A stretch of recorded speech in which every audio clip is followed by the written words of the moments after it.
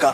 اب چونکہ سنیے شہزادی کی مجلسیں خوب ہوئی مگر ہر گھر کی ایک آواز سنا دوں اور کوئی اس سے اچھوتا نہیں ہے. سنیے آپ جلدی جلدی کیونکہ وقت بھی ہو رہا ہے, بہت جلدی جلدی مجھے بات پڑھنی ہے.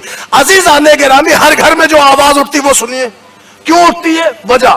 وجہ یہ ہے کہ ہم نے اپنے سب کچھ کنٹرول کرتے ہوئے, اپنی ابھیلاشاؤں پر قابو پاتے ہوئے, اپنی ایمبیشنز کو تھامتے ہوئے, اپنے آپ کو روکتے ہوئے, اپنے شوق کو ہم مروتے ہوئے ہم یہاں تک پہنچے کہ ہم نے اپنے بچے کو پڑھا لیا. الحمدللہ ہمارا بچہ پڑھ لکھ کر ہائی ٹیک ہو گیا. اب جو ہائی ٹیک ہو کے آیا تو اس کا رشتہ ڈھونڈنے چلے. اب نکلے صاحب یہاں کراکس سے رشتہ ڈھونڈتے ڈھونڈتے جون پور پہنچ گئے, نہیں ملا. اعظم گڑھ گئے, نہیں ملا. غازی پور گئے, نہیں ملا. کیونکہ لڑکا واقعی بہت پڑھا لکھا ہائی ٹیک تھا, اس لیول کا رشتہ ہی نہیں مل رہا تھا. ڈھونڈتے ڈھونڈتے پہنچ گئے فرید آباد, گڑگاؤں, نوئیڈا, سیکٹر اے بی سی ڈی. غور کر رہے ہیں آپ؟ ہائی ٹیک رشتے کی تلاش تھی. دلی الحمدللہ مل گیا. آئے تو مٹھائیاں بٹ رہی صاحب, بڑا ہائی ٹیک رشتہ ملا ہے. جس لیول پہ ہمارا بیٹا تھا اس لیول کا رشتہ ملا ہے. لیا الحمدللہ بڑی بے نیازی کے ساتھ زبردست شادی بیاہ ہو گیا. شادی کے بعد بہو ہائی ٹیک تھی, گھر میں آئی مگر چند دنوں تک تو وہ ہائی ٹیک تھی, اس کے بعد ہائی وولٹیج ہو گئی. غور کر رہے ہیں آپ؟ اب سنیے وہ آواز جو اٹھی, وہ سماج پڑھو سماج, وہ آواز جو اٹھی وہ سنیے. آج ہر گھرانے میں اٹھ رہی ہے, ہر گھر میں اٹھ رہی ہے, کہیں بہت تیز کہیں دھیری. کیا آواز اٹھتی ہے؟ اس لیے پڑھ رہا ہوں کہ مجھے لانا ایک منزل پر. سنیے کیا آواز اٹھتی. ہم اس گھر میں نہیں رہ سکتے, ہمیں جوائنٹ فیملی نہیں پسند, ہم آپ کے ماں باپ کی خدمت نہیں کر سکتے, ہم آپ کے گھر میں نہیں رہ سکتے, یہاں وہ فیسلٹیز نہیں ہے, ہمارے یہاں نوکر چاکر تھے. غور کر رہے ہیں؟ ہم آپ کے یہاں کچھ نہیں کر سکتے. اس طرح کے الفاظ ہوتے ہیں نا, اٹھتے ہیں کہ نہیں اٹھتے؟ ہمیں جوائنٹ فیملی نہیں پسند, ہم آپ کے ماں باپ کی خدمت نہیں کر سکتے, ہم آپ کے کام کرنے نہیں آئے ہیں. اس طرح کی جو آوازیں اٹھ رہی ہیں تو میں ممبر سے ہاتھ جوڑ کے پوچھنا چاہتا ہوں کہ جن کے لبوں تک ایسے فقرے آئے ہیں وہ للہ اپنے آپ کو سید یا شیعہ نہ کہیں. اور کر رہے ہیں آپ بھائی صاحب, کسی گاؤں سے نکل کر کسی شہر میں شفٹ ہو کر دروازے پر نیم پلیٹ پہ میر صاحب لکھانا آسان ہے, دامن کردار پر میرانہ انداز لانا مشکل ہے.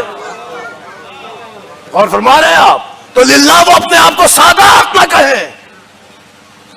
میں نے پوچھ لیا بھائی آپ کے گھر کی آواز ہے؟ ہاں. بیچارے گاؤں کے لوگ بزرگ, ہم نے کہا آپ کے گھر میں ایسی آواز کیوں اٹھ رہی؟ کہا رہے صاحب بہت ہائی فائی لوگ ہیں, پڑھے لکھے ہیں, ہائی ٹیک ہے, واقعی ان کا گھرانہ بہت بلند ہے, خاندان بہت اونچا ہے, ان کے نوکر چاکر تھے. میں نے پلٹ کے پوچھا اچھا کتنا ہائی ٹیک گھرانہ ہے, کتنا باوقار گھرانہ ہے, کتنا بلند خاندان ہے, کتنا بڑا اس کا بیک گراؤنڈ ہے جو تمہارے گھر میں ایسے الفاظ ادا کر رہی ہے؟ کہنے لگے بہت بڑا بیک گراؤنڈ ہے. میں نے پیکڑا بدل کے کہا اس سے جا کے پوچھنا کیا اس کا بیک گراؤنڈ فاطمہ کے بیک گراؤنڈ سے بلند ہے؟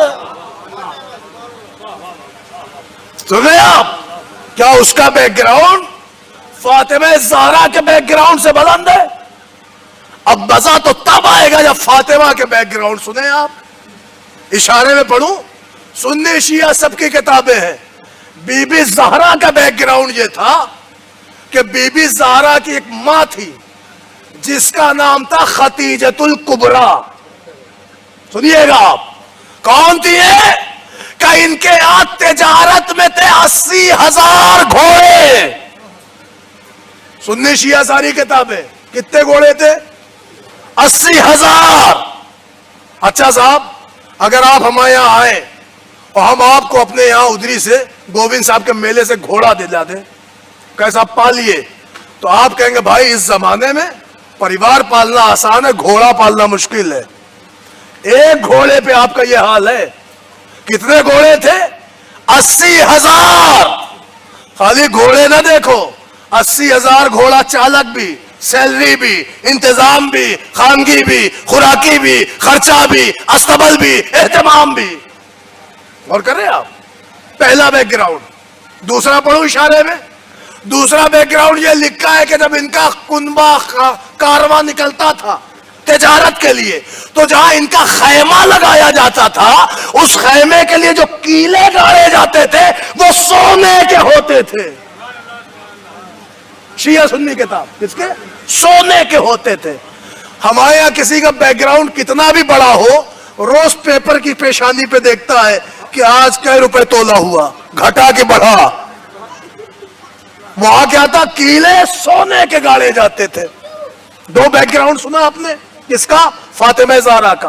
तिजारत में कितने घोड़े? 80,000। खेमे लगता था तो कीला क्या गाय का गाड़ा जाता? सोने का।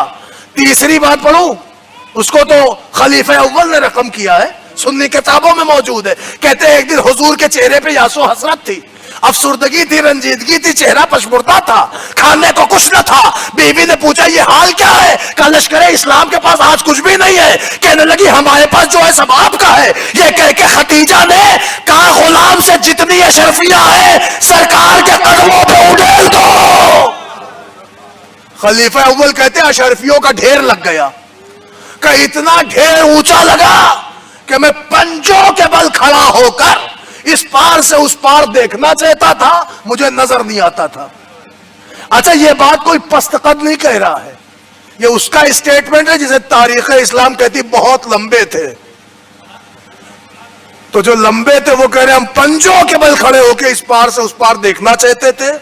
इतना अशरफियों का ढेर लगवा दिया था कि नजर नहीं आता था। तो कम से कम सुन्नी शिया किताबों से हजरत फातिमा के बैकग्राउंड में 3 बातें मिली आपको। क्या? मां खतीजतुल अरब, खतीजतुल कुबरा, मलिकतुल अरब। 80,000 घोड़े, खेमे लगे तो कीले सोने के लगे। अच्छा, उनके यहाँ इतनी अशरफियां कि बड़े मियां पंजों के बल खड़े होके देखे तो इस पार से उस पार नजर ना आए। तो अब आप मुझे बताइए ये है कौन? क्या ये है मलिकतुल अरब? है कायनात में फातिमा की मां से बड़ी किसी की मां? कोई देगा मुझे बैकग्राउंड ऐसा किसी का? है पूरी कायनात में फातिमा की मां से बड़ी किसी की मां?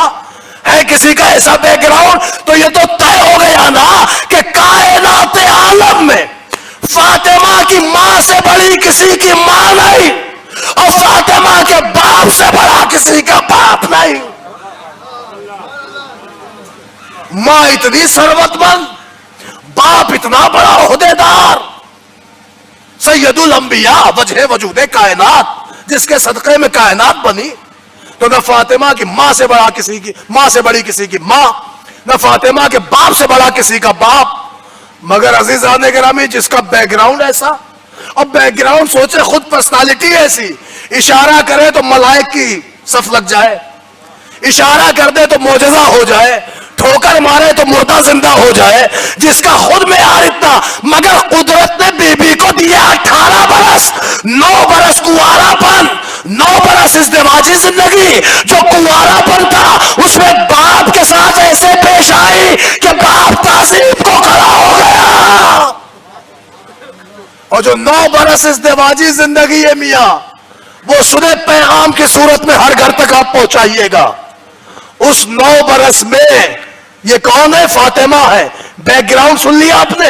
वो फातिमा जो 9 बरस अली के घर में रही, तो उस 9 बरस में फातिमा के 5 बच्चे, सरकार इमाम हसन हुसैन ज़ैनब कुलसुम जनाब मोहसिन, 5 बच्चे। खाली 5 बच्चे मत देखिए, हमारे घरों में आज फैसिलिटीज है ना। लिखा है तारीख में, कुएं से पानी सैयदा खुद खींचती थी। ठीक, बताओ अपने घर की औरतों को, सैयद कह देना आसान है, किरदार निभाना मुश्किल है। कुएं से पानी खुद खींचती थी। खाली यही नहीं, बीबी चक्की चलाती थी तो आटा बनता था, आटा बनता था तो ग़िज़ा बनाती थी, ग़िज़ा बनाती थी तो बच्चों को खिलाती थी। वो खाली अपनी फैमिली नहीं, जॉइंट फैमिली है। घर में एक बूढ़ी सास हजरत फातिमा बिनते असद है, उनकी खिदमत भी है। और कर रहे हैं आप?